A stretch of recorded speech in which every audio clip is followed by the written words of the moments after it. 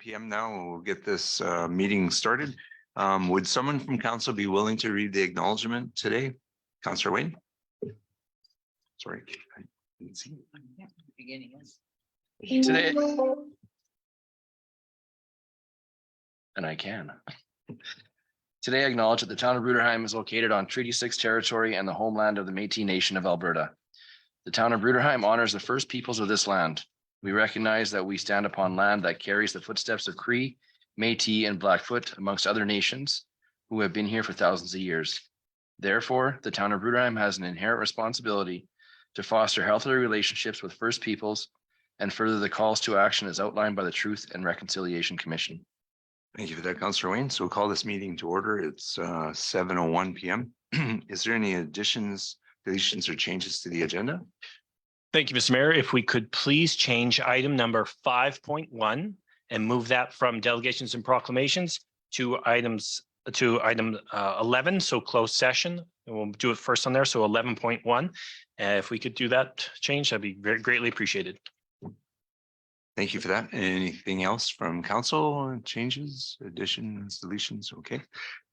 So we can move on to adopting the agenda as amended. Would someone from council be willing to make that motion? Councillor Dana. I adopt the agenda as amended. Thank you. Thanks for that motion. Any comments, questions, or concerns from council with that motion? Haven't heard none. Call for a vote. All those in favor? And the motion's carried. Thank you. And now we've got a couple proclamations to do. Do you want me to make a motion to receive the proclamations as information first, or do you want me to read the proclamations first and then which way do we want to go? Through you, Mr. Mayor, you can simply proclaim them. Just read the proclamations. Okay, so we don't need a motion to accept them. Okay, because we've done that in the past too. Okay, so starting with the Volunteer Appreciation Week. Volunteering weaves us together. Whereas 24 million Canadians give their time through formal or informal types of volunteering, contributing close to 5 billion volunteer hours per year alone.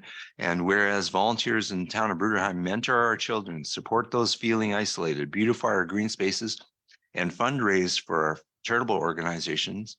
And whereas volunteers in the town of Bruderheim have stepped up during the COVID-19 pandemic to support families, friends, neighbors, and strangers, people standing up to systemic racism, and people sharing insights on how to create a more just and equitable society. And whereas the town of Bruderheim's volunteers are individuals, families, workers, retirees, community members of all ages and backgrounds. And whereas the collective result of the work done by our town's volunteers is that our town is a more desirable place to live. And whereas organizations in the town of Bruderheim rely on volunteers to assist with events. Now, therefore, I, Carl Huck, Mayor of the town of Bruderheim, do hereby proclaim April 16th to 22nd, 23 as National Volunteer Week and urge fellow citizens to recognize the crucial role played by volunteers in our community. I certainly endorse that. We're very fortunate to have all the wonderful volunteers that we do have in our community. So today is April 5th, just make sure I'm signing this properly. And the next proclamation is Pitch-In Week.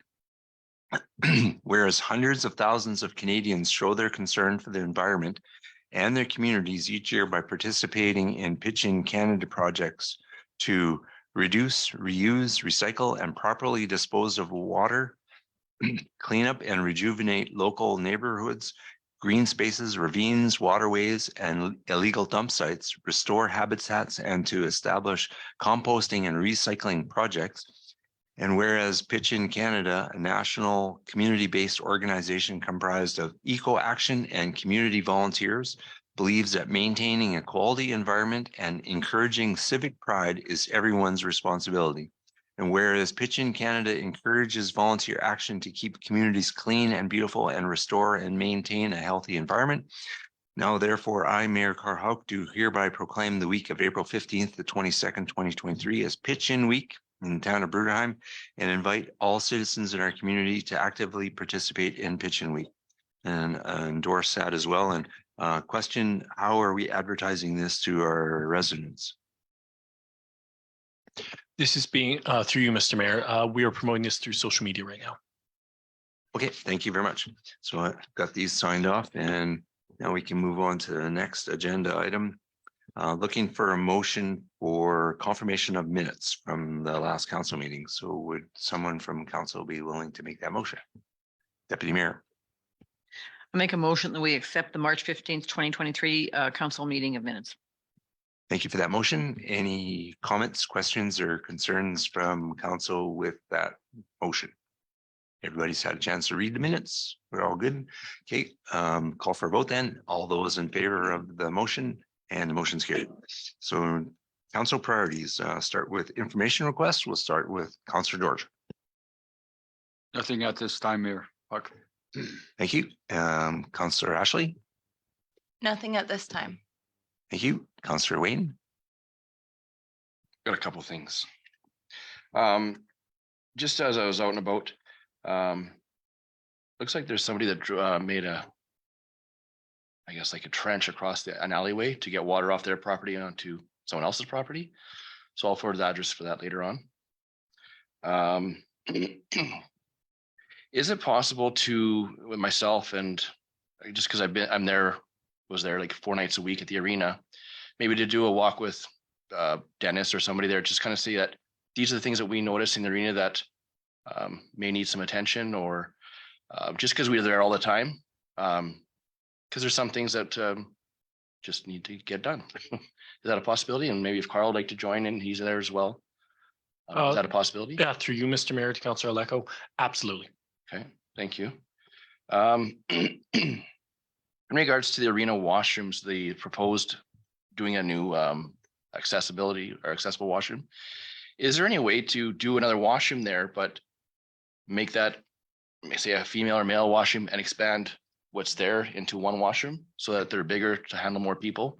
Because right now the stalls in the men's washroom and ladies is like 1 or 2 stalls. Is that a possibility? I look can't at? speak to whether it would be a possibility because there'd be engineering and everything to look at. Without, it's certainly something we could look at. Yeah. There would of course be costs associated with that, given how it's, but we could certainly look at it. Just because you're making a big washroom for Sure. accessibility, which we need. Yeah. But we're still limiting the access to these washrooms with 1 stall. And it's very tight in there. So I thought if we can make that into 1 washroom and just make both of them accessible. We can certainly take a look at Is that a it. Absolutely. possibility? It would be quite a change to what we've already discussed regarding it. Yeah. So there would be significant costs. It's quite significant costs associated with any kind of change of that nature. But to the specifics, I can't speak to it, but Okay. it's something that we could probably kick around a little bit and respond back later. Okay, thank you.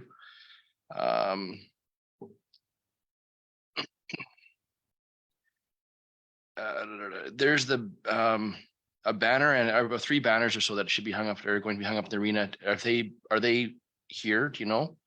Does Public Works still have the banners or have them? Do you know? Or the office? Well, through you, Mr. Mayor, we'll have to ask our director regarding that. I don't know exactly which ones you're referring to. Elk Island Wild, like a big Elk Island Wild one. Oh, yeah, Sorry. yeah, And then 2 championship banners. yeah. I think I know which So ones we you're can get talking about now. those? Yeah, you can- Okay. yeah. And just kind of a follow up on the admin position. Has that been filled? Where are we at with that? Is that? We're near the end processes of that right now. We don't have anything completed as of this point. Yeah, we're just at the end steps of it. When does he figure that it's going to be? Because it's Soon, Okay. It'll be very soon. Don't want to presuppose anything about the exact dates and times. We still have to finish those discussions because of the human resources nature of them. We're just kind of taking that as steps are appropriate. all right. And then there is a building that was the town acquired through a tax auction. Does the town have to have insurance on that, or is there insurance on it? How does that work? At this time, there's no insurance on it. No, Do we need to have? quite frankly, through you, Mr. Mayor, I don't know. My guess would be that there would be some advantage to it, but I at this point, I simply don't know, and I'd have to look into it. I can't give you an answer one way or the Okay. other. Okay, thank you.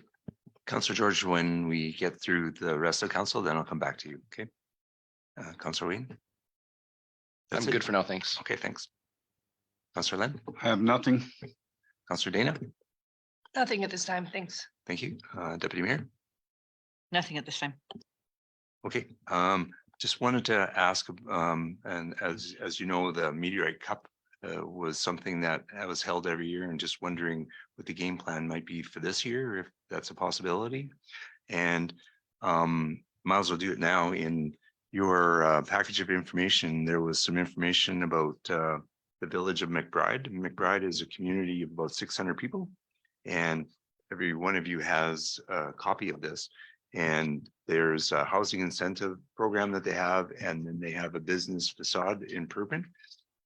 And as Sherry mentioned in the past, the town has worked on, tried to helping out businesses in town with a improvement program similar to this. I think it was like 2008 or something like that.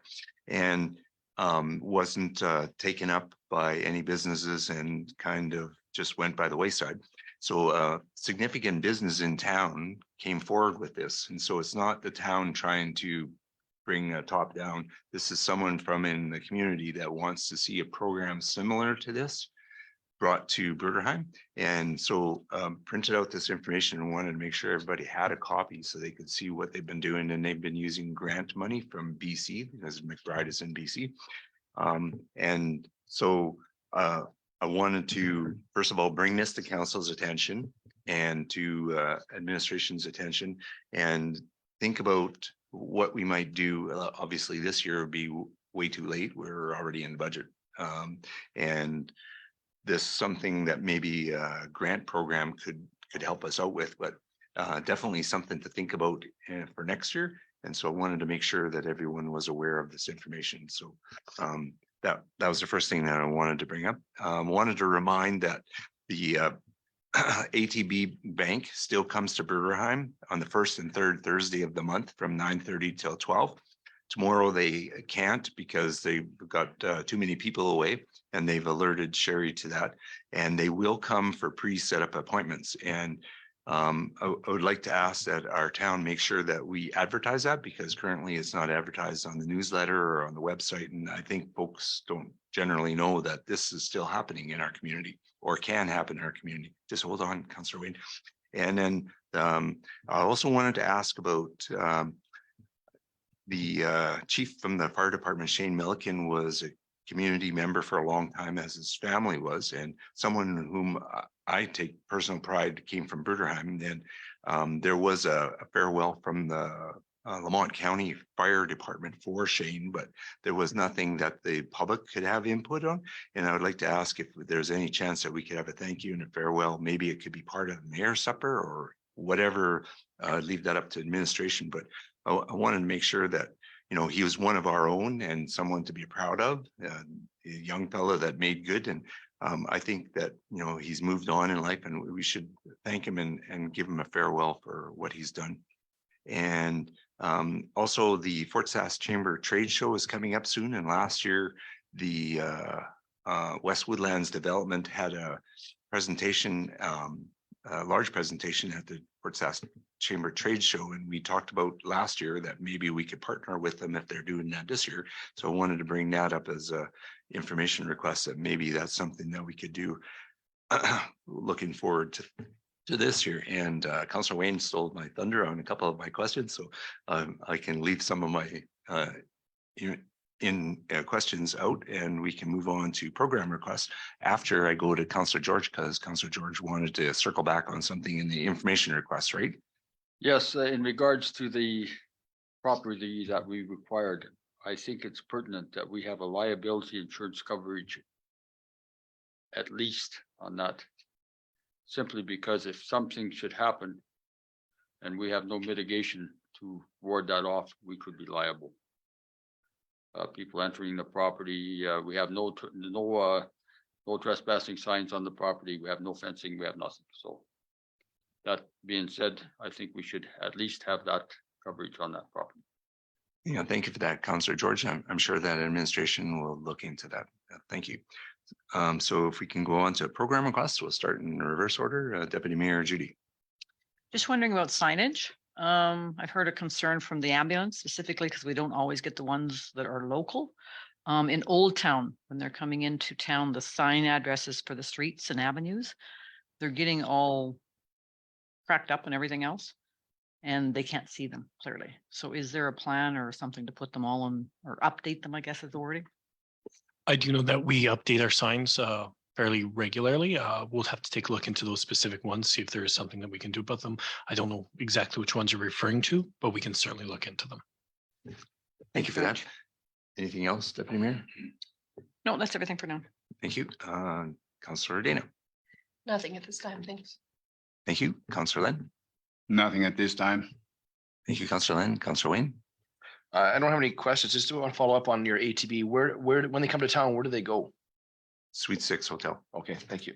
And like I mentioned, they will also do pre-setup appointments and they do that at ATB as well. Thank you. Councillor Ashley. Nothing at this time. Thank you. Councillor George. Nothing at this time, thank you. Okay, so now we can move on to the request for decisions and we have the assessment presentation. So Mike, you have the floor. You're going to tell us all the great news.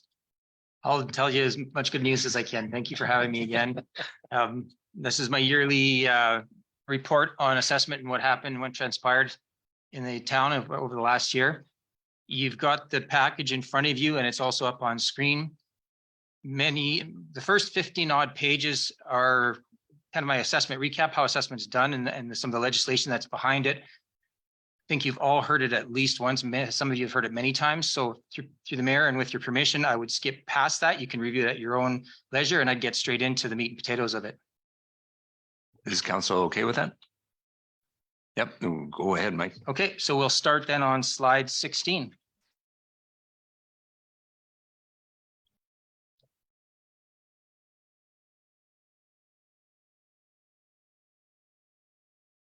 Yeah, next one. Excellent. Okay, thank you.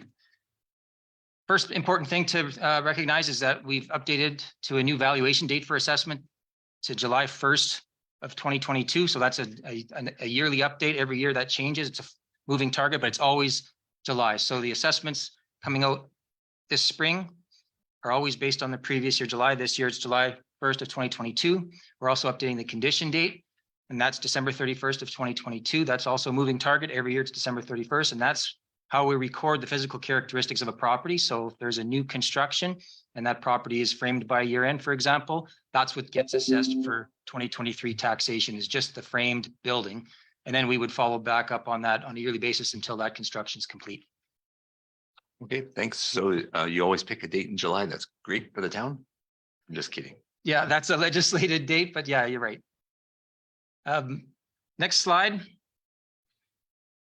is the 2022 assessment review area. Every year we have to focus on a specific area for assessment review. And this is where we're looking for additions, deletions, changes, renovations. Every property gets adjusted for market value, but only a specific amount per year get looked at individually for those specific changes.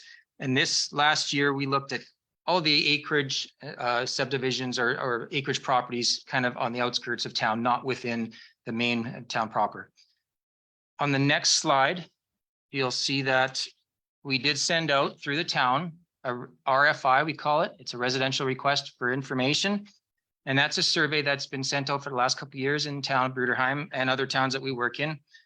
And it's a request for information asking for certain property characteristics that we require to do our assessment, just like any real estate professional appraiser or realtor would look at. And that is number of bathrooms, amount of basement finish, when some renovations were done, how much renovations were done, all those kinds of things.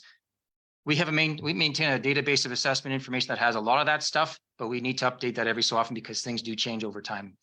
We sent out 68. There's not a lot because there's only a few properties that go on that outskirts. And we did get a 37% response rate in the last year, which isn't great, but it's better than what we would have normally got if we'd have just left the card on the door when people aren't home. We would get far less than that. Next slide. The mayor has a question, Mike. So you're talking about the acreages. Yes. Some of them, when they were, are you talking about any of the ones that were annexed in to our area? That would include all of them, yes. Because technically their tax rate can't change. But their assessment changes every year. Assessment changes. Okay. So slide 19. This is map that shows the average change per neighborhood. There was an average market change of plus 4%. So inflationary, that's between July of 2022, July 2021 and July of 2022. We did see some inflationary increases in single family dwelling market values. And the different areas of town that show that up in Brookside was the highest, 5.7%. And it ranges all the way down to essentially no change for some of the residential properties right downtown. Mike, question. Yes. So this slide is totally separate from what you did where you talked about you were looking at only acreages. This is looking at everything? This is looking at the average assessment change due to market value increases. Yeah, but not just acreages, it's everybody. That's each individual area, and you'll see acreage properties kind of in the middle on top, just above where the mobile home park is, plus 3.7%. Okay. Yeah. Yeah, because you were talking about just acreage properties before, so I thought maybe this one's only talking about, but it's everybody. That's right. Yeah. Okay, just wanted to make sure. Councillor Len? Well, I don't agree with it at all because I follow it quite tight in our community and especially in my area where I live. Mhm. There's no way on earth that we went up 5%. Majority of the homes are selling 10 to 20% below asking price. And there's absolutely no way, and I don't know what it's over in Brookside, but that number is absolutely ridiculous. There's no 5% increase of value in our area.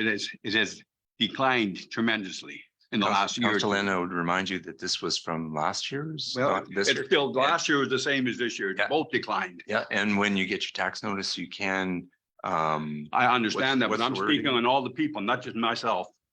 Yep, but there is a process to go back on, what's that called? When someone has an issue with an assessment? Yeah. So there's a 60-day appeal period or review Exactly. period after you get your assessment tax notice. If you're not happy with the assessment value that shows up on your notice based on July of last year, contact the town. They'll get in touch with us. If it's you personally, you know where to get a hold of me. If you want, you can tell your ratepayers where to get a hold of me, and I'm more than happy to answer those But questions. I'm in the real world. I prefer reality and this is not reality. Okay, well, I can assure you that it is, and we do get audited by the province every year on the assessments that we provide. And in the spring and summer, up till basically when those interest rates started going up, there was some pretty good increases in property value in that time frame. I'd like to see it. There was a sweet spot. And unfortunately, as assessors, we have to recognize that in the marketplace, right? Just like when the property values were going down in previous years, and you'll see a couple of times in the previous years on the next slide, property values were going down July over July, and we had to recognize that as well. Thank you for the question, Councillor Len. Councillor George has a question for you, Mike. In regards to the acreage properties, that's a 3.7% increase overall, right? All properties? For those acreage properties, the average of those acreage properties, the change between last year and this year. So there's a 3.7% on undeveloped acreage, as well as 3.7 on developed.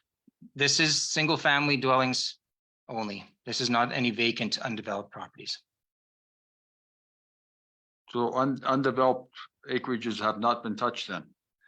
There would have been not a lot of value change on land values. I'd have to double check that, but you're right. Thank you.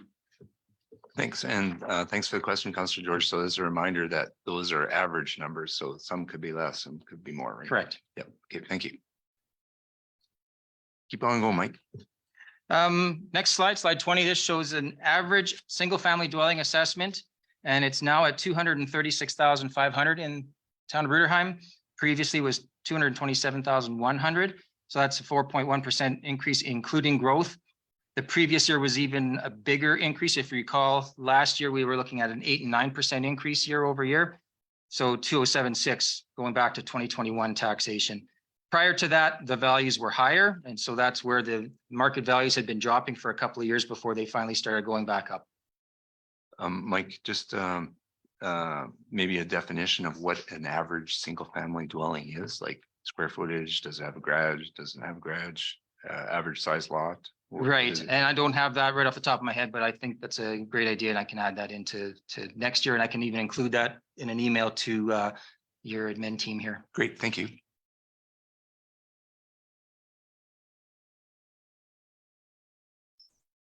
Okay, next slide. This yellow bar that you see showing 61%, almost 62%.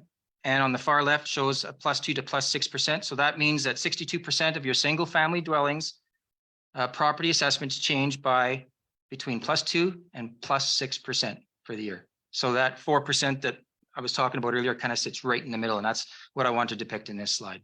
There's some that went up more, and there's some that didn't go up as much, and some that even decreased. Properties that decreased would have had some issues potentially with if we'd have been notified of significant deficiencies in a property, or a property that was not habitable anymore. Properties that went up more than 20% would have had some growth because of new garages and renovations and things like that. Mike, Councillor George has a question. Yes. In regards to some of the assessment, do you take into consideration the zoning of some of our single dwelling homes? We have some single dwelling homes that are zoned in business. Correct. Do you take that into consideration when you're making your assessment? We do. And if we were to go back a couple slides, you'll see that that map identifies a downtown area that would have some of those properties. I think that you're talking about that would be zoned business. So we do try to look at those separate from other areas to see what they're doing as far as sales are concerned. Thank you.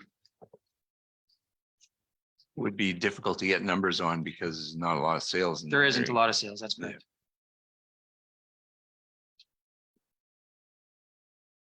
This slide gives you some examples and information on other municipalities in the area and what transpired in those areas. Bonaccord saw a similar market increase, 4.4%. Their average assessment on single family is now 271,400. Fort Saskatchewan saw an increase of 5.6%. And their average assessment is now 426,600. The town of Redwater, 4.9%, average assessment 208,500. And then Lamont only saw about a 1% increase with an average assessment now of 196,400. So good news in most of the areas around Edmonton and the areas that we work in. Been a couple of years now of positive assessment increases due to inflation after several years of deflation in the property values. Thank you. What do you think is attributing to the only 0.9% in Lamont? I'm not quite sure how to answer that. We've been doing assessments there for a number of years, and they always seem to be a little bit depressed compared to, neighboring town of Bruderheim, right? Okay, yeah. Maybe a little bit better influence here with you in the heartland as well. Yeah. I'd be curious to know if you draw a bullseye around Edmonton, does it impact only certain communities? I Right, wonder yeah. how far out that ring goes. So thank you. Councillor Len? I don't believe that has anything to do with the industry over there, because it doesn't really, it deflates us more than helps us. But as far as the Lamont, I think we follow Lamont's trends pretty closely, in matter of fact, in pricing and everything else.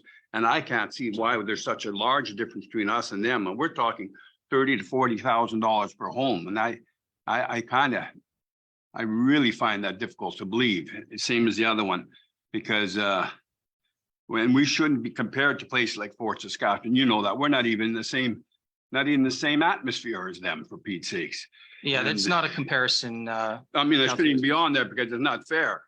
We're not even, and in other communities that have large commercial sections and everything else, and we're not even the same playing field as most of these communities. So it's I find that this is the first time I've really find that the assessments, for some reason, Bruderheim is being hit, and we can't afford to be hit. The citizens can't afford to be hit.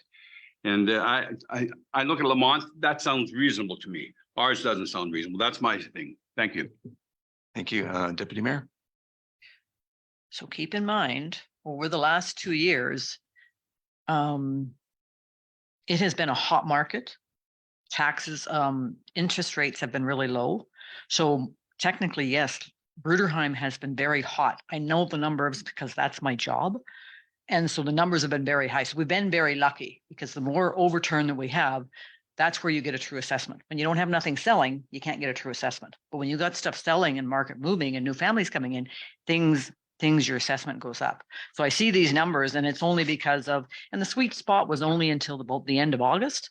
And then everything started changing, right? Interest rates changed and then you would probably have a totally different picture. So it'll be interesting to see what happens next year. But yeah, no, I think I agree with these figures. I've been out working. You're very right. Yeah. One thing to add, and in response to Councillor Len's comments and question about the average value between, say, Bruderheim and Lamont. Bruderheim has West Woodlands, which has newer housing that Lamont doesn't, and that's going to bring your average value up just over an entire municipality. There are some. Yeah.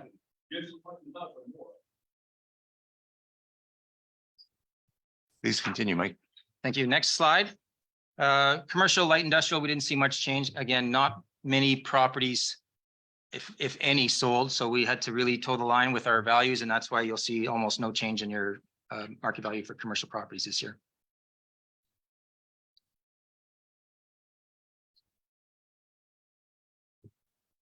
Next slide talks about assessment growth. So we did see one new house, which is on the tax-free program. So out of the $660,000 worth of growth that was achieved on the residential side, only 207,000 of that will be taxable because most of that's going to be tax-free on that new home. The makeup of that 207,000 is going to be the renovations and things that we saw or picked up. That threeplex, that renovation conversion of that property on 48th Avenue. And again, like I said, from our review area, the renovations and things like that. One, Mike, thanks. Next slide, assessment growth on the commercial. No permits issued, but Canadian Rockies hemp is no longer tax-free. So there's a $4.2 million assessment change there that went from tax-free to taxable. So you're going to collect some good taxes off them this year. The machinery equipment was not operational at the end of the year. And so that hasn't been assessed yet, but as soon as that's operational, we'll be sending a team out to have a look at that facility in its full capacity. Okay, thank you, Mike.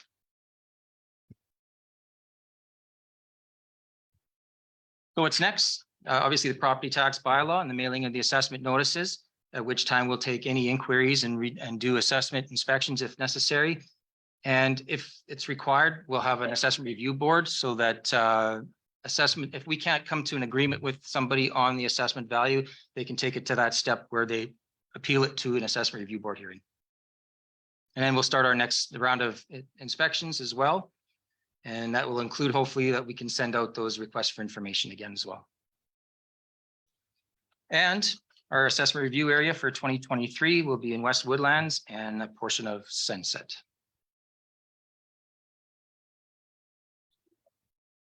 That's the highlighted and on that slide 27, correct? Yeah, so we'll find out those numbers next year. Yeah. Perfect. And the last slide just has a little bit of information. If you wanted to do some research and click on those links, then there's some good information there as well. Great. Thank you very much, Mike. Any questions from council? Councillor George? I've only one thing to say. I thank you for your assessment. I think you did a good job. Thank you. When your property values go up, it's always money in your pocket if you're going to sell. You have to pay the piper sometime. Yeah. So little bit of history. When I come here, you could buy a lot for $100. Not anymore. No, Things change. Good. Thank you. thank you. Yeah, no more picking rocks for $1 an hour. Deputy Mayor G. So overall, how much has our assessment gone up over the year? When you add it all together? Add it all together. If you give me 2 seconds, I can pull that up.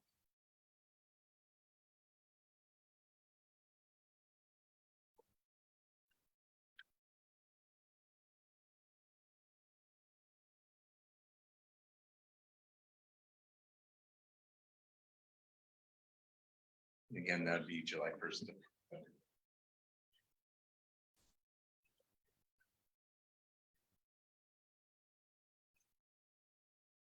Inflation overall, about 3.1%. So And then if you added in growth, it'd be just a little bit higher than that. So if you give me a number like, I mean, we've seen the one went up by $4.2 million assessment. Can you give me a number like that? Dollar wise? 5.2 million, 5.4 million, or sorry, 5.2 million just on inflation. 500 and, well, 4.2 plus 4.4 million on the growth. Okay, so I'll tell you why I'm asking the question. So I'm assuming somewhere along the line, all this gets uploaded to a federal government website, Provincial. provincial, okay, Yes. provincial website. When we do our assessments for our housing, those numbers are now pulled downward. And that's how we divide our housing, right, by that number of assessment. So as I was looking at the last numbers that came in from housing, the numbers show that we went up by $9 million in assessment last year. Last year was a bigger year in. But Yes, no, I think it is. 2022, right? So the year that we're looking at now Mhm. has gone up by 9 million. And I'm going, so they were just saying like, how come our area went up by so much compared to everybody else in the county? And you're telling me 5.7, but that website says 9 million. Mhm. Any idea? No, I'm not sure. I'd have to do some research on that. So what we'll do is, you know, those assessment numbers that came down, Rob, if you can send them off to him so he can see where they come from, because that's a big number, Yeah. right? I mean, I like the number going up by 9 million, but if it's not real, then we got to do something about it, right? Because anywhere when we're doing numbers, that will come out, right? Good or bad. So, Mhm. okay, thank you. Yeah, it'd be interesting to know where they got the numbers from that you're quoting from. Yeah, it's What their source was. website. I just don't remember which website. Rob will have it. Okay, any other questions from council?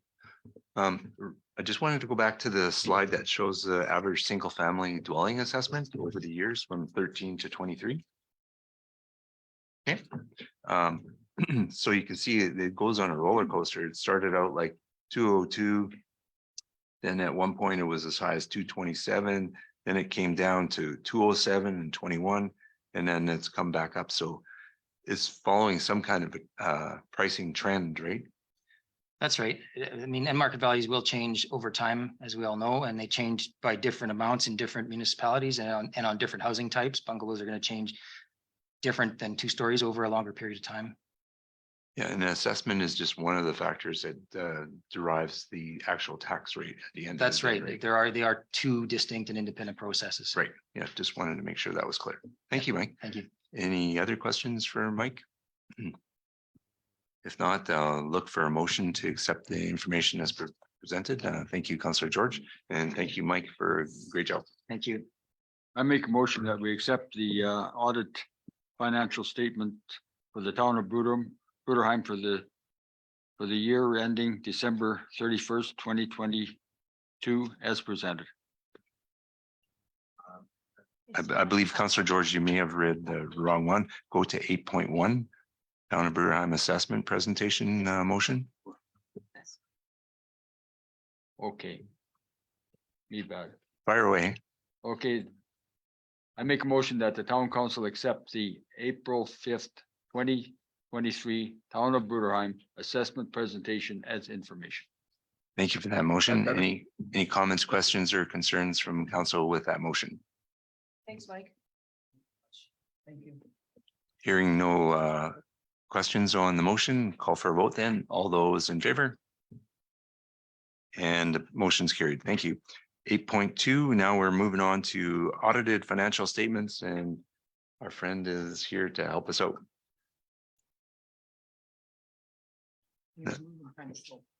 It looks like you're hurting today. Thanks, Mike. Have a safe drive home.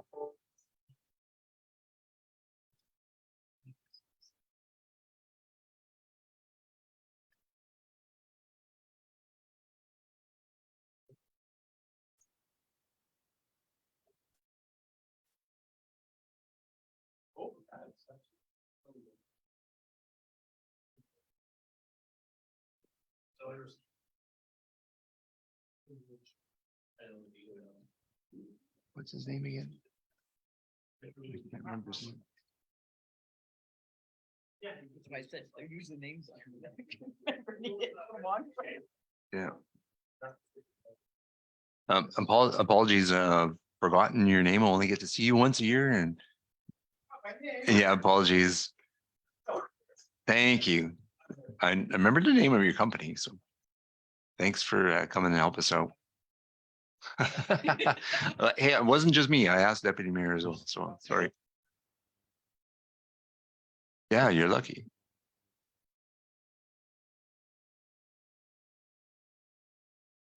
So Phil, you from Metrics, you have the floor. Thank you for coming and help us out.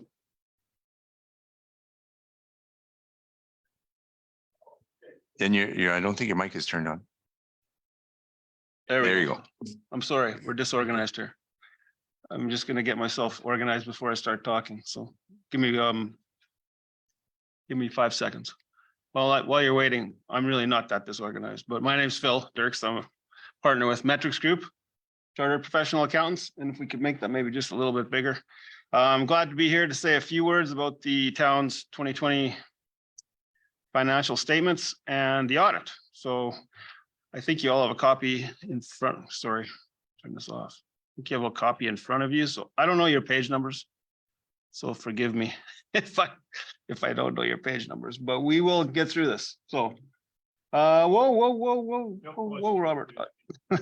Right at the top of that slide there. So yeah, so just a few words about the auditor's report before I get into the numbers. And first of all, the audit went very well. So thanks to Sharon and everybody else for all their help in helping us get finished and on time. So this auditor's report is what we put on the financial statements when we're all done our work. That's really what our job is. And if you read through the audit report, you'd see that. But that report is not something that our firm comes up with. It's prescribed by CPA Canada. It's a standard report, and you can see there at the top of the report, there's an opinion paragraph. That's probably the most important thing for council. And in the second paragraph there, we're indicating that the financial statements are in accordance with Canadian public sector accounting standards. So auditors refer to that report as a clean report. So it goes on for 2 pages. And if you're tired some night and have a hard time sleeping, you can probably take a read of that. But I'll just summarize it by saying that the rest of the report discusses what an audit is and what the auditors do. We did send an audit plan to you earlier in the year, and that went through many of those matters. So I'm not gonna, I'll spare you the details tonight. Unless you have more questions, I'd be happy to talk about it. But anyways, audit went well. And if we can just go to the statement of financial position then, Robert. You're right there. Yep. No, yeah, I think Yeah, he's talking about. so looking at town's assets and liabilities, you can see there at the top of the page, the town had, fourth line down, $3.7 million of financial assets. So what are financial assets? Things that are either cash or very close to cash. So you can see we had $1.5 million of cash at the end of the year. Just to avoid having to get Robert to go flipping through a bunch of information, we'll stay on that page, but I'll look at my notes. So if you looked at the receivables there was $2.1 million of receivables. So from the audit standpoint, really what we're concerned about the most is that you're going to get that money. So we want to make sure that, those things are coming in after the end of the year. A good portion of that $2 million is MSI money and Canadian Community Building Fund grants for 2022 that you hadn't received yet. So that amounted to $1.3 million of that 2.1 million. The rest of that, I had some taxes, $490,000 of taxes outstanding, very similar to last year. Utilities, standard types of things. So the town does have an allowance for a few doubtful accounts, a couple of tax properties where there's some uncertainty regarding collection. So that's prudent. Those amounted to $119,000. So overall, financial assets was $3.7 million. We just slide down the page there a bit. Hold on, Yep. just a question, Phil. Land held for resale. What does that exactly mean? That's a couple of lots somewhere. I don't remember the descriptions that was for sale. We could get you the The details. location is okay. I was just wanted to understand It's property different that- from land that's held on your capital assets, like where your arena would be sitting. It's land that's available for somebody to purchase, basically. It's been there. Yeah, it's been on the books for years. Okay, thank you. Yeah. The old lagoon. Yeah, so then looking at liabilities, town had middle of the page there, $3.6 million of liabilities. Couple of things to note there. Biggest liability in accounts payable was the policing costs, about $52,000. One year to the next, the payables can, go up or down a little bit depending on timing of when bills are paid. Deferred revenue, that is primarily money that the town has received in the way of grants that hasn't been spent yet. So again, most of that is MSI, Canada Building Fund money, those types of things. And when you spend that money, it will become revenue. And then also the town has the long-term debt there of $1.3 million. That's debentures with the province. So if you looked in the notes, you would see that you did pay off one debenture this year, and you have a couple debentures left that at this rate would be paid off in 2037 and 2051. And the rates are just over 3%, so you're doing pretty good on those rates in today's environment. But yeah, we confirm those numbers with the province. So total of all that is $3.6 million. So the next line there, it says net financial assets, 75,000. That's the net financial assets is financial assets less the liabilities. So if we collected the receivables, paid off the debt and all the payables, the town would have had $75,000 in the bank at the end of December. So that's an improvement over last year where you're actually in the negative there by 160. So all things being equal, your financial position improved by about $35,000. The other thing to know here then is the non-financial assets. The biggest asset on any local government's books is capital assets, roads, sewers, buildings, those types of things. So that fifth line from the bottom there, that's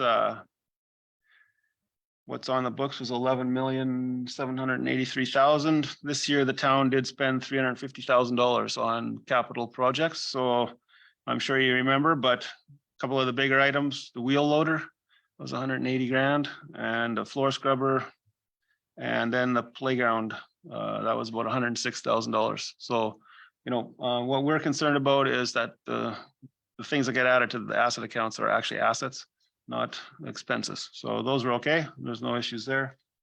So that's really what that $11,783,000 is.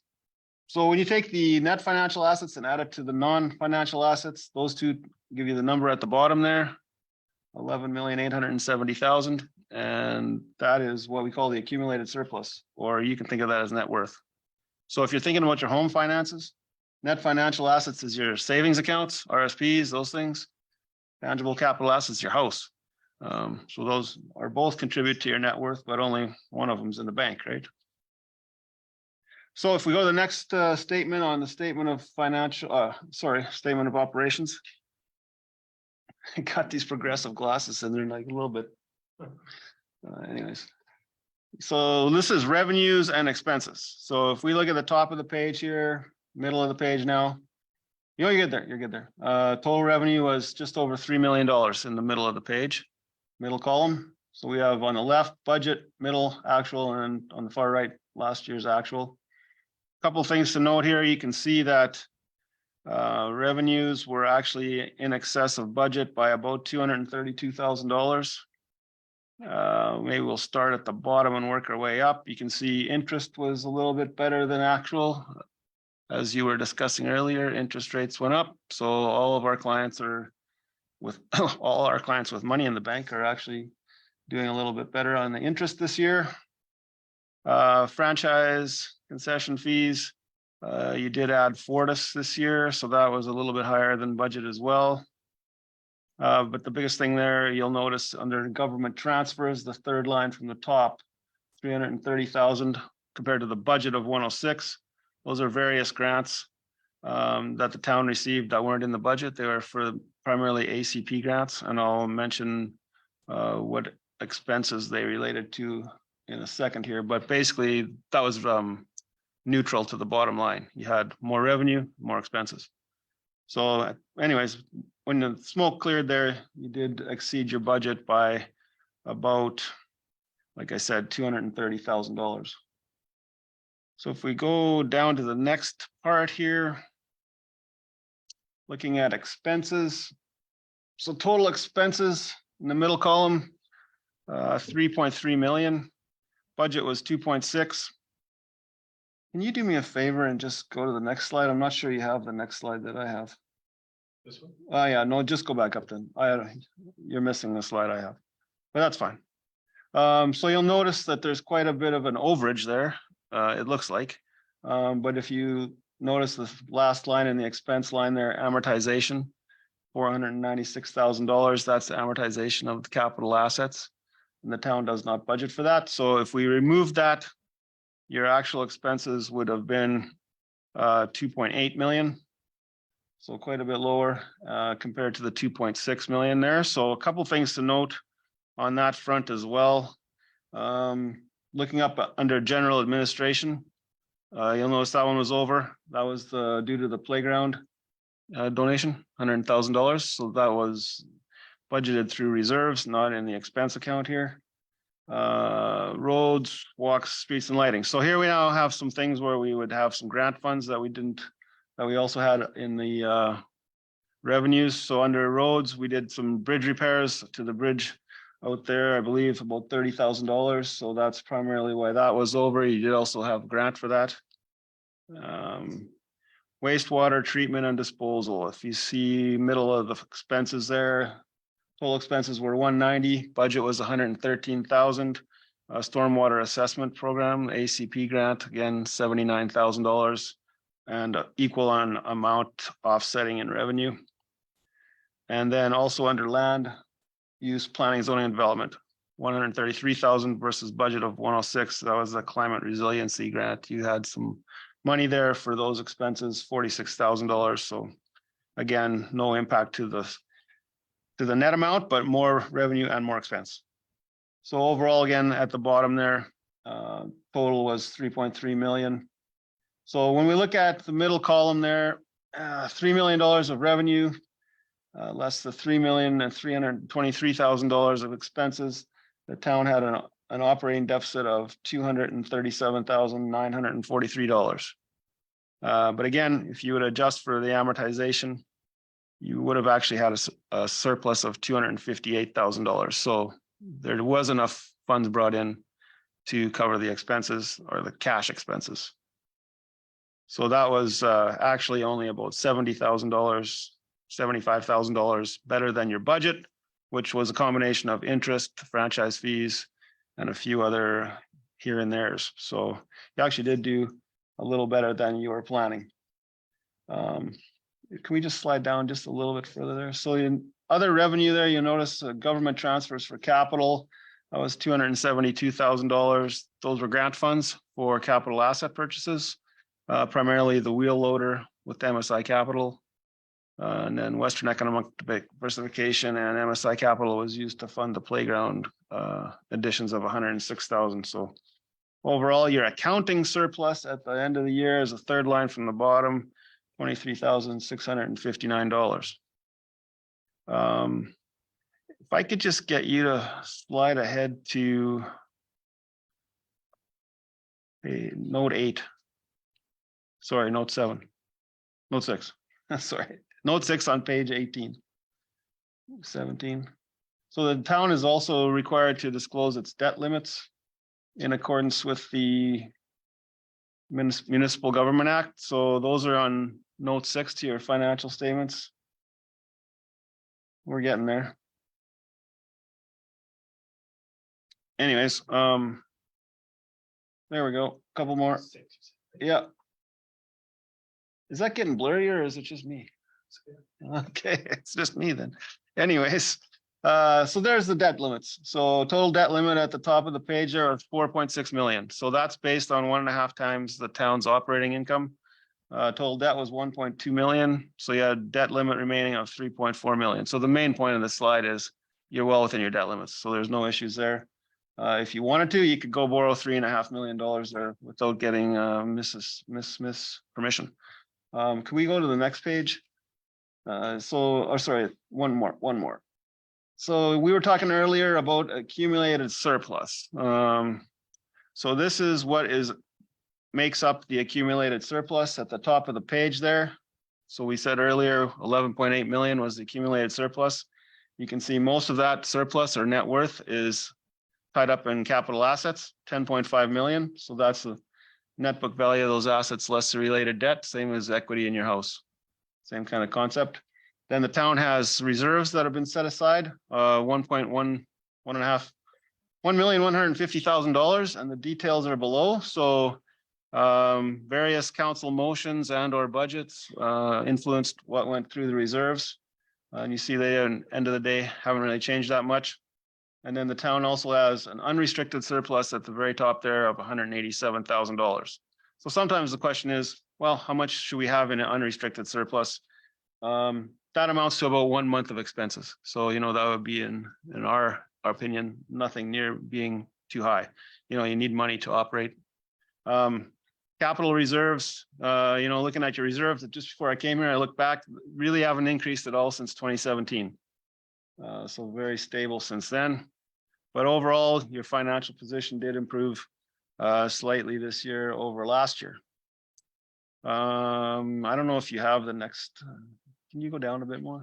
I have one more slide I wanted to talk about. No, I think you may not have it. It's, keep going down, please. Audit findings report. I think that might have been, might not have been. Anyways, you have a letter in your, no, that's fine. You have a letter also from our firm in your package, I believe. Anyways, I'll just say a few comments about that. Like I mentioned earlier, the audit went very well. There's certain items that we're required to report back to council on. And the most important items in there are, we didn't find any significant control deficiencies during our work. So that's good news. There was no unusual, no, not that one. No, I don't think, no, that's not it. I don't, there was no unusual accounting policies or practices, very standard procedures and policies for municipality this size. Didn't have any significant uncorrected misstatements. There was a few adjustments during the audit, but Sharon did a good job, Sharon and Andrea and anybody else. So we're always looking for mistakes. So we do our best. Anyways, no difficulties during the audit. So overall, things went very well. So I guess at the end of the day, like I said, financial position has improved a little bit. And, you know, more or less you did a little bit better than you had set out to in your budget for a couple of reasons, primarily a little bit more revenue for interest and franchise fees and a few less expenses here and there. So that's really all I had to say, unless somebody has some questions for me. Councillor Wayne? Just something I was noticing here on I don't know what page this would be. 21, I guess, says salaries and benefits disclosure for council. What does it mean by benefits? What is that? Oh, primarily, well, I think that's just CPP and EI if there was any. The town's portion. So those benefits would include anything that the town pays up for on your behalf. Okay, thank you. Thanks for the question, Councillor Wayne. So wouldn't include any plan that the town has for benefits that's not covered under that portion? Like I know that a number of years ago, we started up that program for looking towards pension. Forget the proper name for it. Sharon might know the proper name for that program. That was with the provincial government, right? Crickets. Yeah, yeah, no, it's not for council. No, but yeah, this is all just council, but I know that was one of the benefits but that was not. Yeah, that would be included if Yeah. it applied. Yeah, for Okay. sure. Yep. And in health and dental, anything like that. Yep. Thanks. Yeah. Any other questions from council? Okay, you're off the hook, Phil. You're gonna let me off easy? Okay. Yeah. Now I'll work on remembering your name. No worries, no remember your worries. smile. I was like, man, it's been a while. I think 2020 you probably didn't even come here because that was the first year of I think you were on the screen. COVID, right? Yeah. Yeah. So anyways. All right. Well, you know, if you think of something that you didn't ask me and you, Yeah, we'll Sharon get can the slides that track we're me down. missing for council. Okay, thank you. so thanks for having me and have a good night. Yep, thank you, sir. So. Yeah, looking thanks for a coming out. motion from It's like you're council. hurting though. What did you say that I for? said, it looks like you're hurting. You kind of come in kind of wincing Oh, there. I've got a really bad back. Aha, I It see. doesn't, it's interesting that you would say that. Thank you. So looking for a motion from council to accept the audited financial statements for the year ended. There's two different motions or just one motion? Because this has got two on here. Is just one's a repeat? Two motions? You, Mr. Mayor, it's two motions. Okay, because they read exactly the same under, They're slightly different, yeah. okay, so someone be willing to make the first motion then? Councillor Len, That the town of Bruderheim accept the audited financial statements for the town of Bruderheim for the year ending December 31st, 2022. okay, thank you. And what's the difference on the second one? Yeah, it's the information return. Okay, so would someone be willing to, Councillor Ashley? That the town council accept the audited financial information return from the town of Bruderheim for the year ended December 31st, 2022. Thank you, Councillor Ashley. Any comments, questions, or concerns with that one? Okay, call for a vote and all in favor? And it's carried. So we've got both motions then covered then. Okay, great. And reports. So and looking for a motion for mayor and council committee reports. Would someone from council be willing to make that motion? Deputy Mayor? I make a motion that council receive the mayor and council committee reports as information. Thank you for that motion. Any comments, questions, or concerns? Councillor Dana? Just in regards to the FCSS meeting that I attended. In regards to pickleball, I think it is, their FCSS is gonna help with putting out some posters and kind of getting some feelers out there to see if anybody would be interested, and then we go from there. And yeah, we had the FCSS financial report, and I think, if I understood it correctly, they stayed under their budget. I'm not sure what they're doing with the extra money. I didn't ask them yet. But yeah, I just wanted to give an update because I know there was interest in pickleball in town. Yeah, and our market is happening this Saturday in Bruderheim, and we also have an Easter egg hunt on Saturday for the kids too. So just a little more information for you guys. Thanks. And Councillor Dana, maybe you want to put a plug in for a volunteer appreciation event?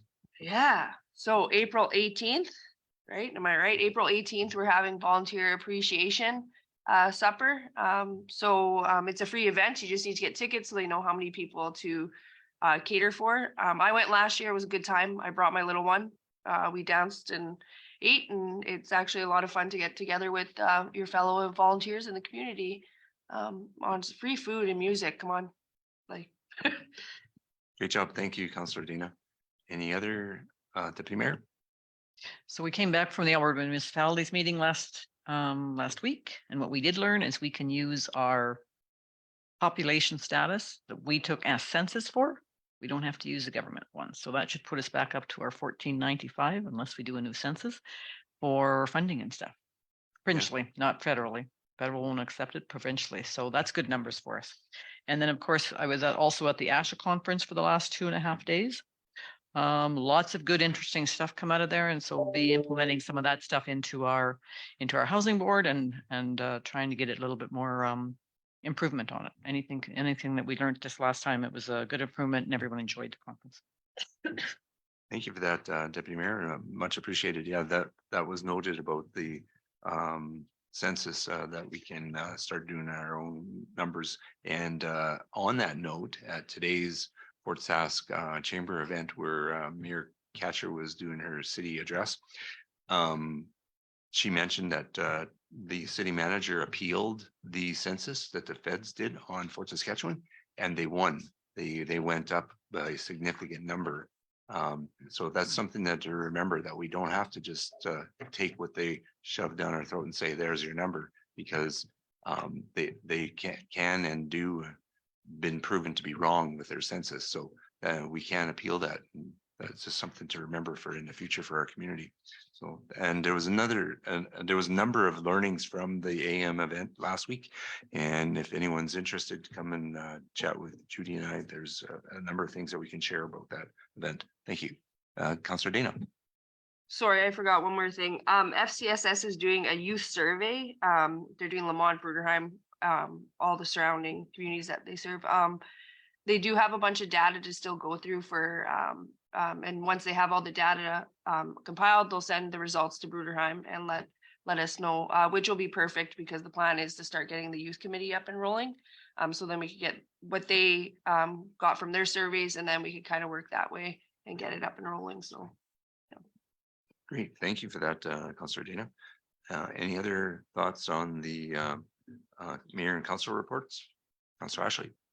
I attended the Bruderheim School Council meeting yesterday, and there's going to be information coming out regarding the daycare and or before and after school in the next coming weeks from Lamont Daycare. That will be coming out in a couple of weeks. Oh, that's great news. Yeah. Thank you. Yeah. Yeah, thank you for sharing that, Councillor Ashley. Anything else from council for the mayor and the council report? Haven't heard none, call for a vote. All those in favor? And the motion's carried. And now we're looking for a motion for the CAO report. Would someone from Councillor Wayne? That council receive the CAO report as information. Thank you for that motion. Any comments, questions? Councillor Wayne has a question. The tournament that was on March 24th weekend, that the farming one, were the funds, were they donating some of that money back? Do you have no kind of dollar value of that? No. Through you, Mr. Mayor, yeah, that's true. They will be, they had spoke with us about making a donation of some kind. We're just going through the processes associated with that. We don't know Okay. what it is yet, though. Thank you. And I know some time ago, and I can't remember where it was left off or if there's any continuation on it. I'll just read through this dog licenses. Anything to do with the dog park? Is that still kind of in the works? People have been asking again, so I'm just asking. Sorry, Council Lecker through Mayor Hauk. The dog committee that was formed, they met once and then I touched base with them last fall, and the interest to meet and make further decisions didn't follow through. They met with Patty and I, and we gave them kind of the things that council will be looking for information, like a location, suggest some locations. And then we would look at where we would go from there, but nothing has happened. So is this something that we can, as a town, look at as instead of getting an outside group, or is this? This was a group from in town. Yeah, no, I understand Yeah. that, but is this something that like admin or council can look at and get instead of getting another group involved? I don't know, just. Through you, Mr. Mayor, to Councillor Lecco, it's something that we could look at and then bring back probably at the next budget. We could probably get some rough numbers or something along those lines of what it would cost, because there might be land that need to be procured, fencing that needs to be done, perhaps landscaping of some kind. Then there's also waste cleanup and things, everything that have to be done. There's a lot to it. Yeah. So we could probably get some initial numbers come back for this budget, but it'd be something we could do. Yes. Okay. Under if council should so desire. So do I need a motion to ask for that information to come back? Yeah, yes, you would need a motion, absolutely. So okay, if I make a motion to get costs, If I may, Councillor Lecco, could you just want a motion essentially just to bring a report back to council on the implications of it, to kind of do a baseline, essentially, instead of do costs, it's the whole implications of where we would do it, how long it would take, engagement with the public, things along those lines. Is that what you'd like? no, just kind of a ballpark figure of what it's going to cost to have a dog park built and maintained, kind of if that's a possibility. We can certainly do that, but if we're going to do that, I think more a holistic approach might make more sense too, because then we get you all the information of how we bring it all in. It's not just the costs Okay. associated with the, putting things in the ground and how it stays, but it'd be maintenance and Yeah. essentially location of land, where it all wants to put it. There's lots to it. Okay. Okay, so perhaps a motion stating that administration bring back a report regarding possibilities regarding the development of a dog park within Bruderheim. Okay. Something simple. Can we go with that? Should you desire that, that's your call. If you're good with that, we're good with that. What motion for what CEO Rob said? Great, thanks, Councillor Wayne. Any comments, questions, or concerns with that motion? Councillor Len. Well, I think this is gonna snowball into big trouble and big expense. We are in a rural community, and building a dog park just doesn't make any sense for 6, 7, 10 dogs or whatever there might be in our community. And the work the stray dogs don't count. It would be underutilized and at extreme cost to the citizens. I can't support any thought like that because we have so much land around the town and I can honestly believe there's probably maybe 15, 20 people in the whole town walk their dogs and they don't want to put their dogs in a dog park anyways because they're gonna get bitten by the other dog. So I don't think it's a really good thing. Thank you. Thank you for sharing your opinion, Councillor Len. I do have one thought on, just hold on one sec, Councillor George. Would it be prudent to go back to those folks that were charged with the committee in the first place and just ask them where they're at? Because maybe they do have some input, but just forgot, or I don't know, but it seems like we should close the loop with those folks a little bit because it was left open, right? We can certainly do that too, Mr. Mayor. We could probably actually, when you bring forward, we could probably do that before, and then we can move forward on the motion should it be required. Great, thank you. Councillor George. I think investigation is good. But how much time and money do we want to put into the investigation? I know our administration department is always taxed.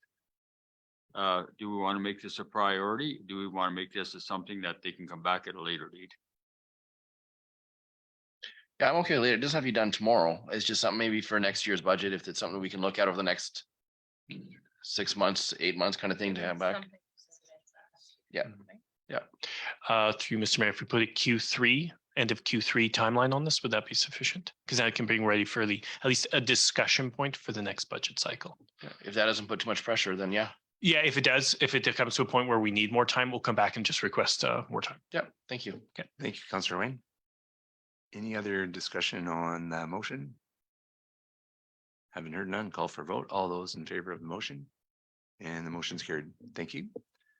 Any other discussion on the CIO report? I do have one inquiry. The float for parades, because we've got to be reminded today, St. Albert has got their Rainmaker Rodeo Parade, and the float for that was in the budget from last year. I'm not sure where exactly that's landed, and so I'm just wondering what might be the game plan going forward for parades this year.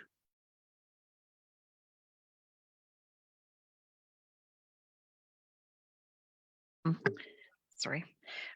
So the money that we had for the parade float last year, we held on to it and we continued to work on the plans. And then in this early part of the spring, we discovered when we got the specifications, when we said to go ahead, there were things like cannot be loaded on a vehicle to drive down a highway, which would totally take away from what we were planning all the way along.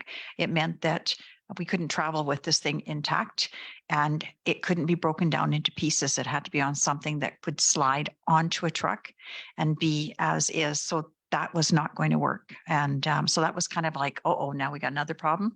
So the money was put into reserves for something to do for a parade float. We were kind of chatting about it a bit today, and we were thinking that if there's some council members that would like to get together, and there were some council members that were working on that project to begin with, if we can get together and maybe talk about what we want to do for this, make a plan for this year. We do still have the stuff we used last year, and I think it worked quite well. And we can maybe add some things to it. So I'm more than happy after this meeting, if there's people that are interested in working on that, and so we can come up with a plan, be more than happy to meet with you for 5 minutes and we'll pick a date where we can meet and move it forward. Great, thank you. And just inquiring on that point about the person that was going to come up with the float.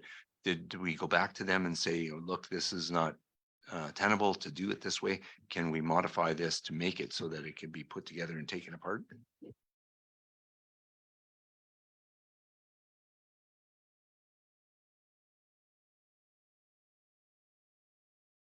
Trying to get a float within our dollar value was very, very difficult. And so modifications to it was not something that he could do at this time. It would be even more costly. Okay, thank you very much. Any other inquiries for the CIO report? Last meeting, there was a couple of notice of motions that I had put forward. And if it's okay, I wanted to bring those motions forward right now. The first notice of motion that was given at the last meeting was that Town Council direct administration to prepare to plan to fund at least 1/2 the cost of the replacement water reservoir for council consideration at the end of Q4 of 2023. And so I'd like to take the mayor's hat off and pass that over to the deputy mayor and make that motion. Okay. Go ahead, make your motion, Carl. Okay, And so we'll the discuss. motion's gonna read the same, that town council direct administration to prepare to plan to fund at least one half the cost of the replacement water reservoir for council consideration at the end of Q4 of 2023. The reasoning for the motion is, we've been hearing over and over again from multiple municipal affairs ministers that we're not in line for money from the provincial government to help out with this effort. And we can choose to do nothing, or we can try to come up with a plan and then get a matching grant from the federal government, because there's chances of getting that. But we need to have some kind of a plan going forward. Like I said, we could just choose to do nothing and let the problem solve itself, and which would result in the town not being able to grow in the future. So we have a draft plan, and I know Kiami is working on the rest of the plans for that. And so I think it would be prudent if our council could come up with a plan to figure out how we're going to fund this. And maybe at the end of the day, council will decide, no, that's not going to work for us, but we need to make a plan to work towards. And so that's the motion and the preamble that goes with it. Thank you for that. So any questions or concerns? Go ahead, Councillor George. I asked the question at one of the other meetings, what is the other towns doing about their water reservoir projects? And I got the answer, nothing. I believe right now, as the situation goes and the money availability goes, this project is a want, it's not a need. And that being said, we cannot put our town in further debt, whether we borrow money or we do it on debentures or whatever. We cannot put our residents in any more debt than we already have. This will make a very big increase in additional taxes. That being said, I think we should wait and see. I know it's a detrimental thing and for growth, but we haven't seen much growth lately. That being said, we don't need an expansion at this time. Thank you very much for that. Any other questions or concerns? Go I ahead, just Mayor. wanted to add some information for Councillor George's consideration. At this time, our fire water volume rate is actually below the standard, and the more houses that we add to Bruderheim, and there is a development that wants to add more houses. And I do know that there's some businesses in town that are looking at the future for water. And if we don't plan or start planning now, then it'll plan itself, and it'll hamstring some other council somewhere down the road in the future. And so having a plan or not having a plan, that's up to council to decide. This is just asking for administration to prepare a plan, and then that would come to council for approval or not approval. But it's prudent to make plans for the future, and we can choose to do nothing too, and hope that the problem goes away. But the way the province is giving out money is becoming less and less, not more and more. And you know, we could call it a day and let some other administration come in and run it for us, or we can figure out how we're going to make it work. But in Alberta and Canada, the infrastructure deficit is ginormous. And if you don't plan for how are you going to tackle those, like a water levy is a small portion of money over a long period of time, so you don't have to tax huge amounts of money on your residents right now. You're also taxing future residents. So it's just an option, but that's the idea, is to have a plan going forward. So that's what I just wanted to say. And thanks. So your request technically is looking for solutions of how to fund it, possibly 2 or 3 different mechanisms, so that we all have a good idea of what the hell we're dealing with, pardon the terminology, to be brought forward by Q3. So besides administration's diligence to work forward to that, and that coming up with solutions, there's no cost to our budget. No, just the administration time right now. The other thing I'd like to add is Deputy Mayor Judy and I wanted to have a meeting with Municipal Affairs Minister Rebecca Schultz last week. We were denied that request. However, I did have the great one-pager documentation of information, and Kathy Heron is the president of the Alberta municipalities. She has the ear of Rebecca Schultz and was meeting with her. She now has that information and she's going to pass that on to Rebecca Schultz, so she gets that information one way or another. And we are also working to have a meeting with our MLA to put that same information in front of them and make them realize where we're at. And depending on what happens with the provincial election, we might have a different municipal affairs minister, whatever party is in power, and then we can present the same information again, because it's not going to go away. Like, we can bury our head in the sand and hope that the problem goes away, but we need to have a plan going forward, and this is a potential way to do it. Any more questions or concerns on that? Call for a vote. All those in favor? Oh, sorry. Go ahead, Councillor George. In this development that we want, we may expand our water system here, but are we going to be able to expand our supply system from the corridor to our water reservoir? That is the biggest problem of all. Is how we can transport into our system. Volume.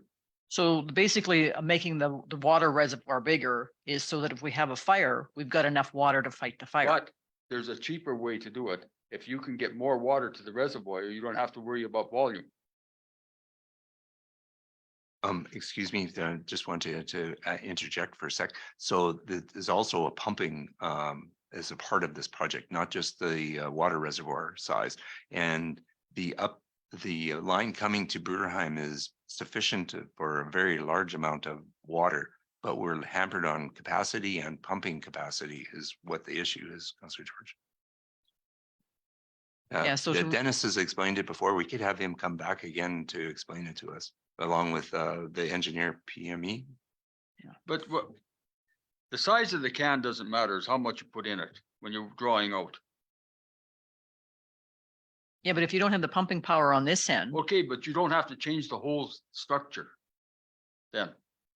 Yeah, so we're getting into an area of discussion here that's not intended for this motion. This is just a plan to prepare for funding it, how and what the PME brings back to us, and they're going to come back to us with the rest of their plan as a work to make it more. But they're working towards refining. That's the word I was looking for. They're refining their estimates and the plan. So then we will be able to have an opportunity to provide input, George. okay, so let's call for a vote. All those in favor of the motion? And it's carried. Thank you. Thank you. And I have a second motion that Town Council direct administration to prepare a strategic plan for the town-owned property, Plan 2342 HW, Block A, roll. Let's take a guess at this. So this is like 62 million is the number. 5003 48th Street for council consideration at the end of Q4 of 2023. So again, what this motion is about is planning for the future. We own a significant chunk of property in town, a very desirable location. And during the Christmas break, there was a company that came to Bruderheim looking at land and looked at that property. And eventually, don't know when, somebody's going to come along and make a decision for us and say, you know, I want that chunk of land for this. And if we don't have a strategic plan of what we envision to do with this property down the roadways, somebody will come and make a plan for us, because Dana could be a rich millionaire coming to buy a property for whatever she wants, and we don't have a plan, and yep, we'll go for that. But is that what the vision for our community is for that piece of property? We don't know. And so I would like to make this motion that Town Council direct administration to prepare a strategic plan for that specific property as mentioned in this motion. Thank you very much for that. And we'll go to any questions. Go ahead, Councillor Ring. Which spot of land is this one? So this is the plot of land that's about 12 acres just south of the old Maryvian Church. Go ahead, Councillor Florida. Well, another expensive cost to the town of Bruderheim. Soon as we put that plan, and we have to send the stuff out to our developers and the people who do our plans for us, and they charge us immensely for that. If a builder wants to come in and he wants to put the plan in and pay for it, I think he should pay for it. I don't think we should be paying for a plan for a builder. And it will be an expensive, just, we're going to do things without thinking what the costs are. And there's going to be a huge cost to this, and there's no sale, there's no development. We just spent a pile of money again, not going further. And it doesn't make any sense. It really doesn't. We keep doing these things, keep costing us money, and we don't see any benefit. Thank you very much, that, Councillor Pilardo. Go ahead, Councillor, or Mayor Carl. So what I'd like to say is that we're not making a change to development plan. We're not making a change to zoning plan. This would be a strategic plan that council could refer to, or a council in the future could refer to and go, oh, this is what the residents of the town envision for this property. Maybe think about this, the arena, we saved the arena, what, 5 years ago now? The average lifespan for those compressors is like 20 years, 25 years, maybe 30 years if you push it like some of the other municipalities in our region. And then we would be needing another arena. Do we envision having a town center at that location? Do we envision anybody with money that comes and buys that property to turn it into whatever they want? What do we envision for the future for that property? I'm not envisioning we're going to our planners and spending thousands of dollars. That's not what I'm envisioning. What I'm looking for out of this is that we have a plan of what we envision for the future for that property. And it, just like any plan, if you go 5 years down the road and the vision changes, then we can update that plan. But it's better to plan than not to have any plan and then have someone come along and plan it for you. So that's what I'd like to say. Thank you very much for that, Councillor Dana. I'll come to you next. George. So plan or no plan, if someone comes, offers you money, like, let's say like our end goal is, let's say we want, I don't know what could go behind there, some sort of bakery, I don't know. Anyways, that's just an example. But if some guy comes in and he says that, no, that's not what I want to do, we're going to decline him because that's not in our vision. That's for the future council to decide, but I'm envisioning like getting some residents' thoughts on this, not just what council wants, but maybe doing a survey that costs nothing and just find out what do the residents want for the town that they see for a need for that property. Like, for example, say a company that's wanting to fabricate pipes comes along and says, you know, we want that location to build pipes in the town of Bruderheim. Is that what we really want for that piece of property going forward in the future? Or maybe there's a property that or a company that wants to come along and says, you know, that's a great place to put a fab shop. It's close to the heartland. Do we want to have a fab shop in a location like that? I don't know. But if we don't figure out a plan, then it'll figure itself out down the road away. So that's all I'm asking for. If I may, go ahead, Rob. Just one quick comment here from administration's perspective. Given that we're looking at some kind of public consultation and some kind of involvement from that perspective, the Q4 probably isn't enough time. I think end of Q2 of 2024 would probably be more realistic. Then we have times to develop, essentially engage with the public and see what they want. So if we could make that change to it, that would be beneficial. Certainly open to that. Yep. Okay. Go ahead, Councillor George. I have to agree with Councillor Mayor Huck. It is time that we put some kind of plan together with that. We have invested the money on there. We paid a good dollar for it. It's time that we have did something with that land. It is prime property within our community. It is land that developers would look at. There is nothing to do but develop. There's nothing to take away. There's nothing to put in but development. So I have to agree with Carl Huck, Mayor Carl, that we should put a plan together, do our research, and step forward in development of that piece of property.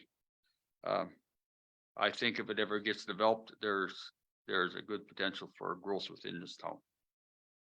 Thank you very much for that, Councillor Campbell. So I agree that we need to do something with it. But I think we have to look at a couple things. Number one, we've given them a big one to start with. We're in the process of hiring a new CAO. Usually takes 6 months to a year to get their feet wet. We don't want to dump too much stuff on them, otherwise we're not going to end up with what we want. I think it really should go to Q3 personally, because that gives you a longer period of time, gets her or he or them, whatever, whatever that we hire, the opportunity to get their feet wet and understand our town first.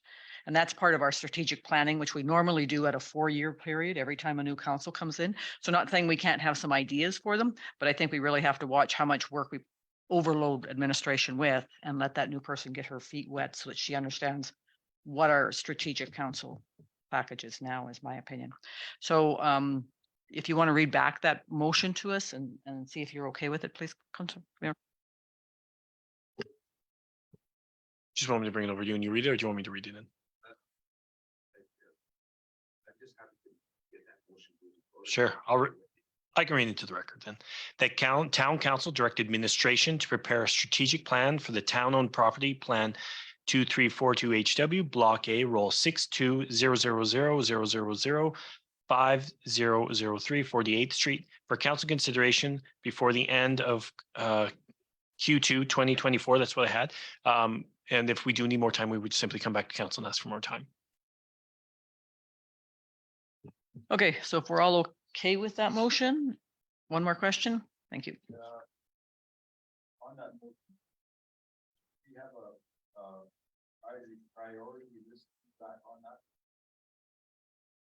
As to what is transpiring?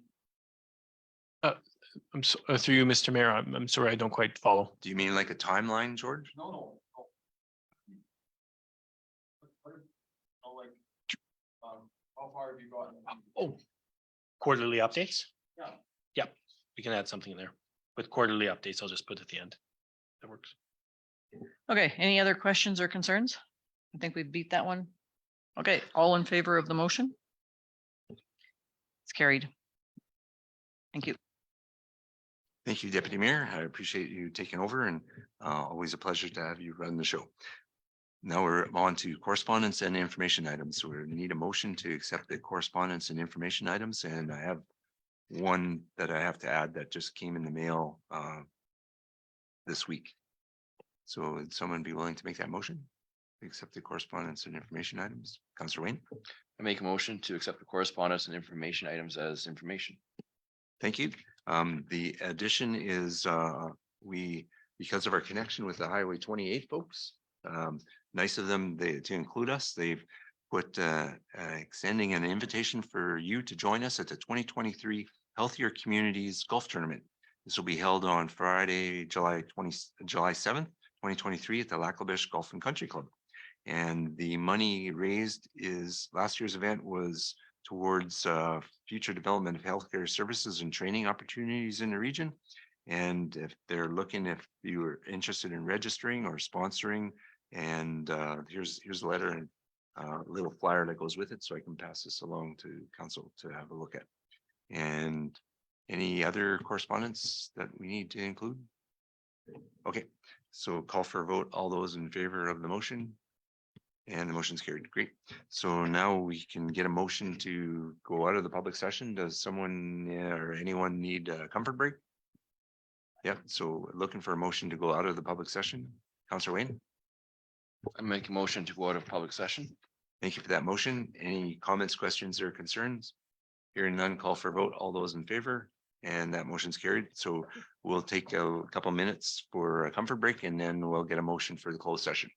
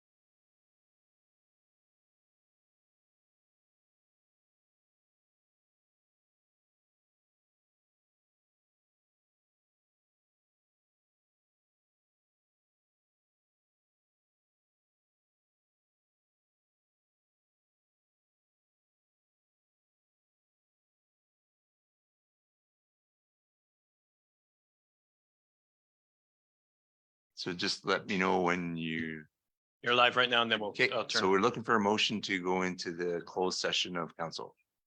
Counselor Dana, I motion that we go into closed session. thank you for that motion. I appreciate that. Do not be afraid to make motions. It won't kill you. Just saying.